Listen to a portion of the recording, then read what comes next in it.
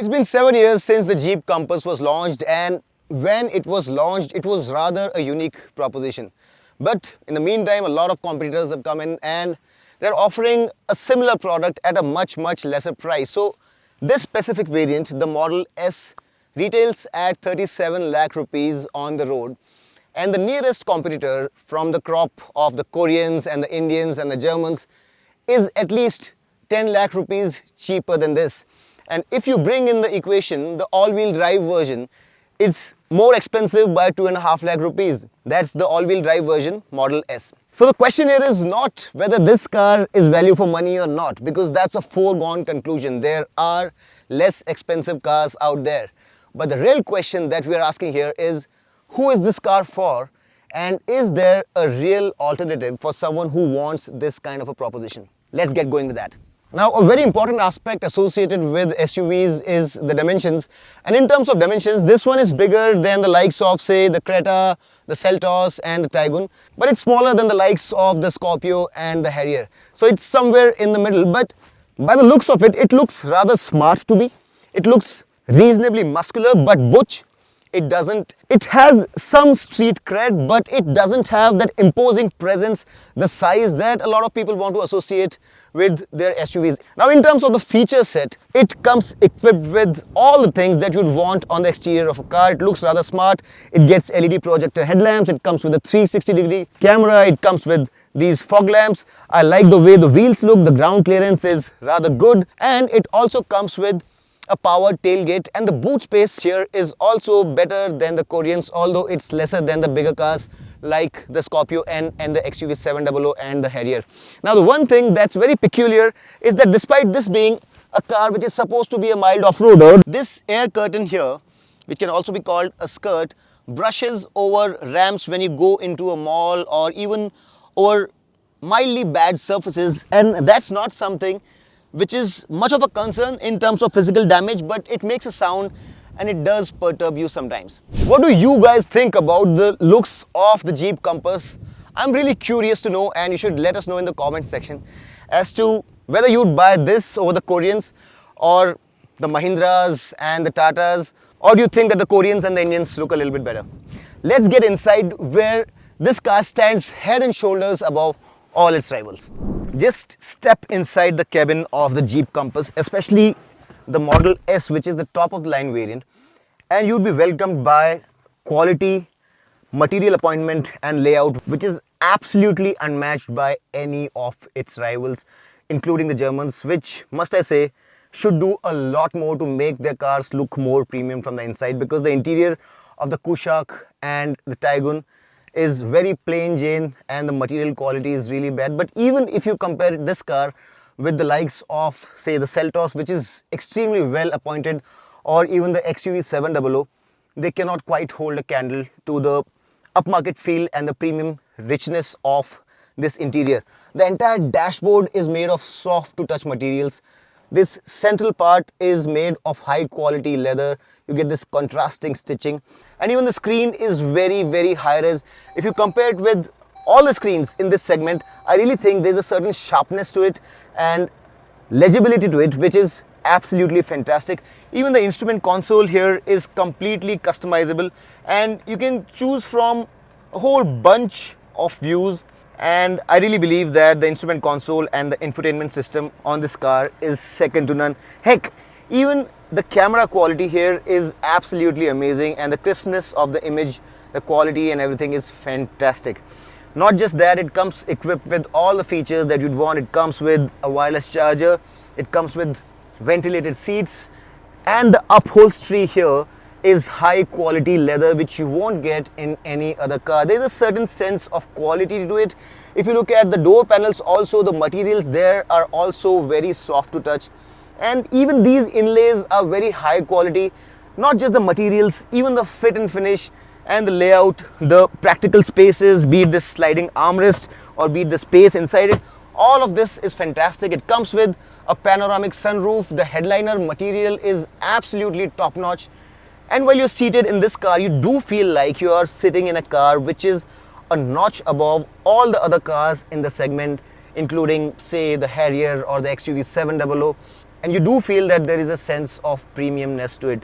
The feature list is very generous, but the point that I'm trying to make here is that while from the outside it may not make a very compelling case for itself, once you get inside, it does make you feel that it's a notch above all the cars in its segment, and maybe half a segment above it as well. Now, what's even more amazing is that the componentry of this car, the suspension system, is probably the best in class, especially if you're going to be driving it fast over bad surfaces. It just gobbles up everything at medium speeds. You don't even have to slow down over broken patches or rough roads.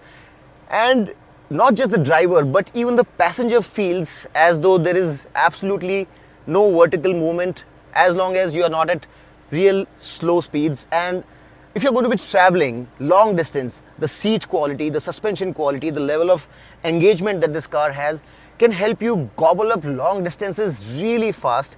And it's not such a tangible thing, but it really does make a world of difference. So if you're someone who wants to be driving a lot, traveling a lot, especially if your family is not a big one, if you're not going to be traveling with a family of 5 or 6, if you're 2 or 3 of you, it's a fantastic car to drive, to travel in. It's very comfortable, and the suspension system here with its frequency selective damping is outstanding. So the point that I'm trying to make here is that while it's not very visible on the outside, the rich interior and the drive feel, the comfort, and the way you can gobble up miles without getting tired is something which is absolutely outstanding, and it is worth something. Now, how much is that for you? Whether it's worth 2 lakh rupees extra, 3 lakh rupees extra, 5 lakh rupees extra is something for you to decide, but there definitely is an advantage. Now, in terms of the size, as I mentioned, you have bigger boots available in cars like say the Scorpio or say the Harrier or the Safari or the XUV 700, but it's reasonably spacious with a reasonably big boot for a family of 3 or 4, and unless you have a family of 5 and you want to be traveling with a lot of luggage, I don't really think that you would require that additional size on the bigger cars. Let's have a look at the space and the creature comforts at the back seat as well, just to give you some perspective.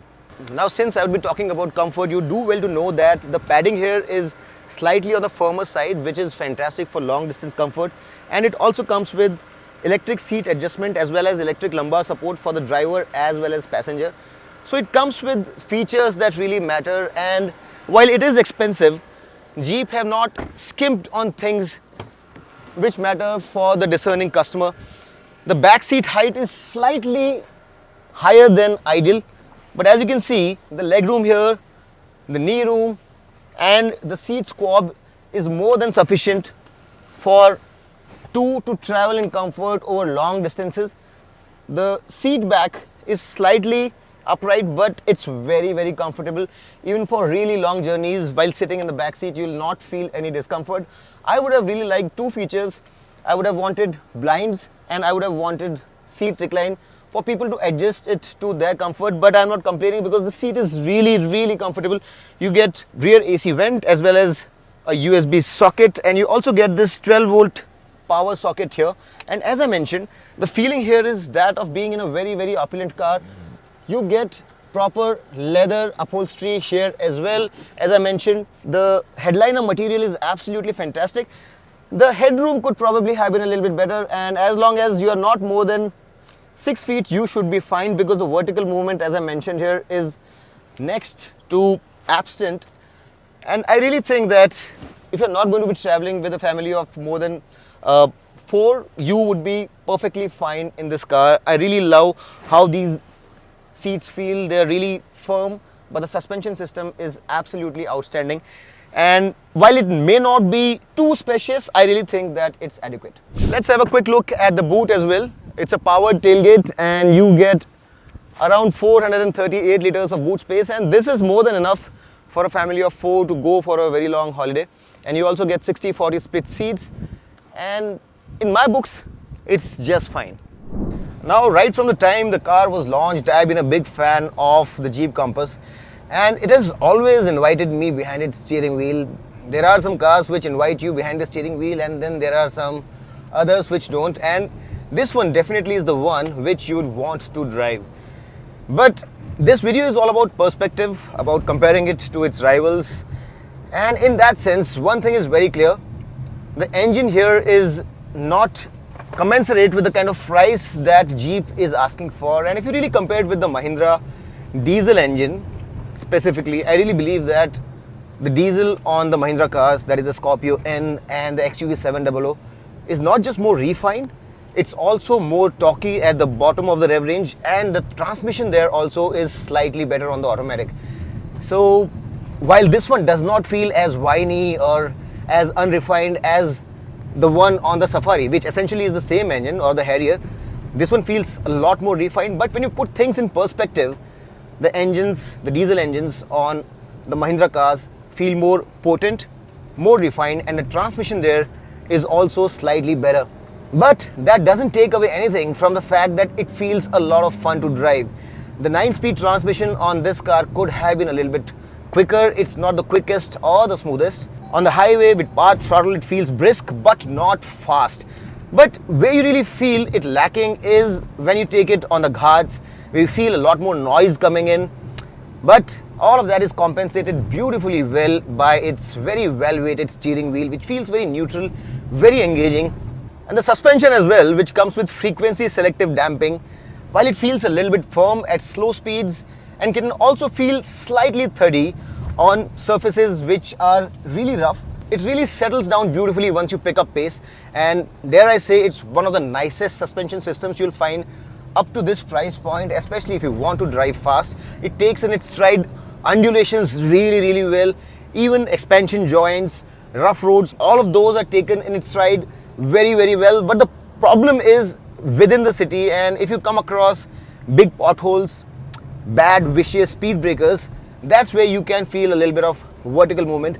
But when it picks up pace, it compensates for the lack of comfort really well, and it feels like a very engaging car. The body roll on which is very beautifully controlled, and around a set of twisties you'd really enjoy yourself. Of all the cars up to this price point, I'm talking about the SUVs, you'd probably find this one of the most engaging, one of the most enjoyable cars to drive. And that really is the high point of the Compass, with its compact dimensions and really beautifully sorted out chassis and transmission. It feels like a car that invites you behind the steering wheel, as I mentioned at the very outset. Now there are some negatives as well, and the installation is not the best in class. You can feel a lot of tire noise coming in. And talking about the tires, the Bridgestones on this car are not the grippiest that you'll come across. All it takes is this much to make them squeal, and that's not acceptable from a car which is supposed to handle really well. So if you're someone who wants to be going around the bends in a fast fashion, you really need to replace those tires. Another thing, as I mentioned, is the relative lack of urgency from the transmission.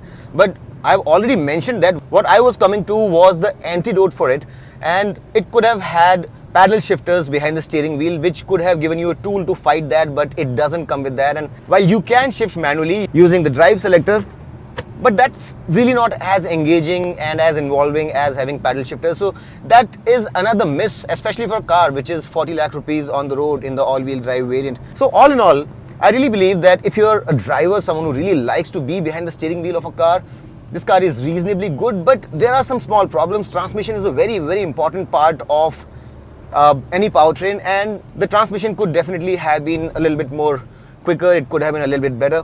But apart from that, I think it's a good combo. The engine is brisk, it's not really fast. It could have been a little bit more refined, but as a package, it really comes across as something which is better than the sum of its parts. And when you drive this car, it really allures you, it really charms you, makes you engage in that activity over and over again. Although if I really have to compare it, I really believe that the Scorpio as a powertrain is a little bit more potent. As a highway muncher, it's a better proposition. And also, dare I say, if you want to take that car off the road with its all-wheel drive system, it can probably do a little bit better than the Compass. But if you're a driver primarily on the road, the Compass really presents itself as a fantastic proposition. About the fuel efficiency, well, within the city you'll get about 8 to 9 kmpl. On the highway, if you're driving with a lot of enthusiasm, you won't get anything more than 12 kilometers to the liter. And if you're driving at sedate speeds of 100 kilometers per hour with a very vigilant eye on the instrument console, for the fuel efficiency you'll get about 15 to 16 kmpl maximum, which is not bad for a car which is reasonably powerful. Now, another important aspect of a car that a lot of Indians are very interested in is safety, and this is a GNCAP 5-star rated car. And the amazing part about this car's build quality is that 70% of its chassis is hot stamped steel, which is a very high percentage. So it's built really strong, and you can really feel that it feels very sturdy, very strong while you're driving. When you're behind the steering wheel, you know that you're driving something which is very solid, and this difference is extremely perceptible the moment you switch from this into a Korean car like, say, the Creta or the Seltos. It instantly feels like it's built to last, it's built to a certain standard, and obviously when you get that strong feeling, something has gone under the chassis, the underpinnings are stronger, and all of that costs money. So that difference is very, very perceptible, and you would instantly feel that you're driving something solid. But surprisingly, when you compare it with the likes of, say, the Scorpio or the XUV 700, those Indian cars also give you somewhat similar, strong, built to last, sturdy, very high seated kind of feeling that you get in this car. And that cannot be a bad thing, because Mahindra not too far ago did not make cars which could give you that kind of feeling. And I'm really proud to say that those cars are amazing to drive as well. Finally, purely in the two-wheel drive, guys, I believe that in the sport model, the skirt that you have below the bumper scrapes a lot, whether you're going off the road or whether you're going down on a ramp in a mall. It scrapes quite often, and it's not such a nice feeling to have on a car like this, which has an image of being a reasonably good off-roader as well. And the ground clearance could probably have been a little bit better. Sometimes it makes you think twice before you take this car off the road. This feeling is in complete contrast with what I felt when I drove the Trailhawk version of this car, which has been taken off the market. And the price point at which this car is offered, if the Trailhawk was offered at that price, I wouldn't have had any second thoughts about buying that car, because it's as good on the road as it's off the road. And even in the all-wheel drive version, this car does feel that it could probably have done with a little bit more ground clearance. Although it's never going to be a problem, but it doesn't feel as high, as clear as some of the other off-roaders that you have, especially in the 20-30 lakh rupee segment. And that, for a car with an image which is supposed to off-road, is not a very nice thing to have, is all I'm saying. Now, while the Koreans may not feel as good to drive as this one, but they have upped the game in terms of the features that they offer, and this one does not come with ADAS, which I think is a miss for a car which is the most costly of all the cars within this segment and below it. So if you really have to compare, the Koreans, including the Seltos and the Creta, are offering ADAS and a very rich set of ADAS features, which this one does not come with. Also, it does not come with any drive mode, so if you're not in the mood to hone it around and want to save some fuel, it does not come with modes like, say, the eco mode or city mode or sport mode. So that again is, I believe, an omission, since the rivals are offering it. And all of these things could probably have been updated on this car in the 2024 version so that it came up to speed and justified its rather hefty price tag. Coming back to the question that we started with, who is this car for? Because as I mentioned at the very outset, the question is not whether this is value for money. This is not, because if you really wanted a car which is big, powerful, comes with an automatic, can go off the road, you have the Scorpio N as well, which is available at what, 20-22 lakh rupees for the Z8 Select variant. It can probably do a little bit more off-roading than this car. It comes with a more powerful, slightly more refined engine. But getting off a car, if there's a well in front of you, would you feel more proud handing a key of a Mahindra, a Tata, or a Jeep to him? That's a question that's there for you to answer. And while this is a very accomplished car, how much more money are you willing to pay for that extra sense of pride of owning a brand which is truly international, is a question that only you can answer. What I can tell you is that for the money, this car is slightly expensive. Nonetheless, it's really accomplished.